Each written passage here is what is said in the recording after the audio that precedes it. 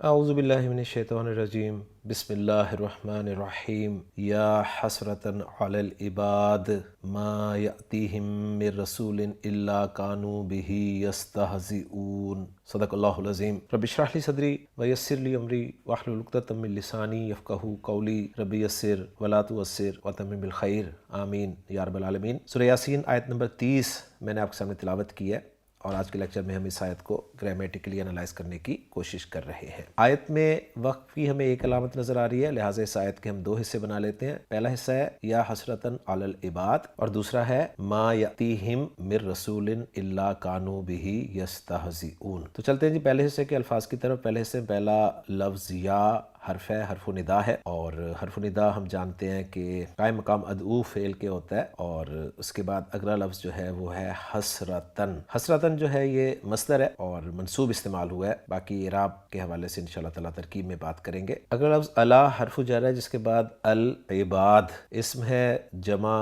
مذکر اور جمع مکسر ہے، اور مجرور استعمال ہوا ہے، معرفہ ہے۔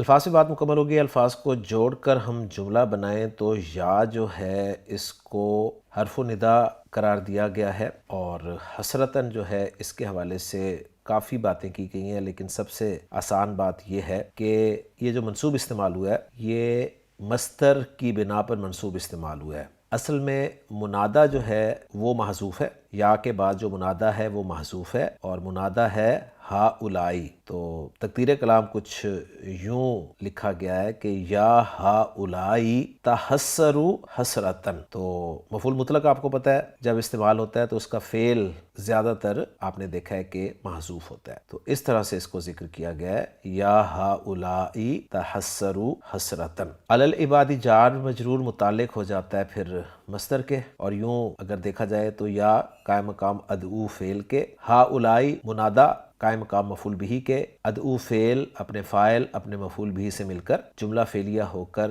ندا، اور جواب ندا جو ہے وہ ہے تحسروا حسرتن علی العباد، جو کہ پورا پھر ایک جملہ بنا لیا جائے گا۔ تو اس طرح سے جو ہے وہ اس کی ترکیب آپ کو نظر آئے گی مختلف جگہ پہ۔ یہ سب سے جو آسان کہہ لیں یا سمجھ میں آنے والی ترکیب ہے وہ میں نے آپ کے سامنے رکھی ہے۔ اب چلتے ہیں جی ہم اس آیت کے دوسرے حصے کی طرف، اور وہ ہے کہ ما یأتیہم من رسول الا کانوا بہ یستہزئون۔ اس میں پہلا لفظ ما یہ حرف ہے، حرف نفی ہے، اور ما نافیہ کی پہچان بہت آسان ہوتی ہے، اگر آپ کو آگے الا نظر آ جائے تو ما نافیہ ہوتا ہے۔ تو آگے الا آپ دیکھ رہے ہیں، رسول کے بعد الا استعمال ہوا ہے، اور حرف نفی اور الا کمبینیشن جو ہے زیادہ تر حصر کے لیے استعمال ہوتا ہے، یہ بھی آپ بات جانتے ہیں۔ اگلا لفظ جو ہے وہ ہے یأتی، فعل مضارع معروف واحد مذکر غائب کا صیغہ ہے، اور حمزہ تا یا حروف مادہ، باب ضرب یضرب، اتا یا یأتی، تبدیلی کے بعد اتا یأتی، آنا اس کے معنی ہوتے ہیں، اور چونکہ یہ پہلا صیغہ ہے تو اس کا فاعل آپ کو آگے مل سکتا ہے۔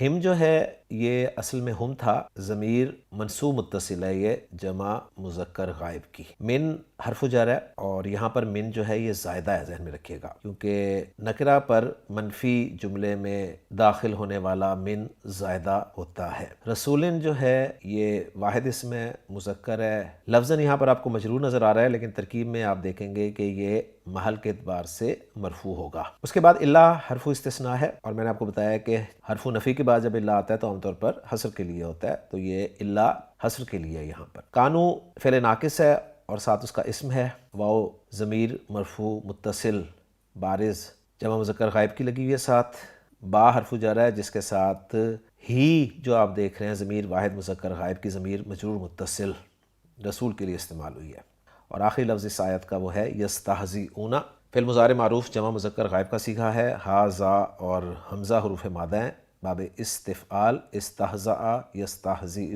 استہزاءً، مذاق اڑانا، واو سیان کلر میں ضمیر مرفوع متصل بارز جمع مذکر غائب کی لگی ہوئی ہے۔ الفاظ میں بات مکمل ہوگی۔ الفاظ کو جوڑ کر جملہ بناتے ہیں۔ ما نافیہ، یأتی فعل، ہم مفعول بہ، من زائدہ، رسول لفظاً مجرور محلاً مرفوع فاعل یأتی فعل کے لیے، الا حرف استثناء حصر کے لیے، کانو فعل ناقص اور اس کا اسم، بہ جار مجرور متعلق یستہزئون کے، اور یستہزئون فعل بفاعل جملہ فعلیہ ہو کر خبر بن رہا ہے کانو کی، اس لیے اسے محلاً منصوب ہم کہیں گے۔ کانو فعل ناقص اپنے اسم اور اپنی خبر سے مل کر جملہ فعلیہ ہو کر محلاً منصوب حال قرار دیا جائے گا، یا تیہم میں جو ہم کی ضمیر ہے نا اس سے، اور یوں تمام الفاظ جڑ کر ایک جملے کی شکل اختیار کر لیتے ہیں کہ فعل اپنے فاعل اور اپنے مفعول سے مل کر جملہ فعلیہ بن جاتا ہے۔ ہماری ورکنگ مکمل ہو گئی ہے،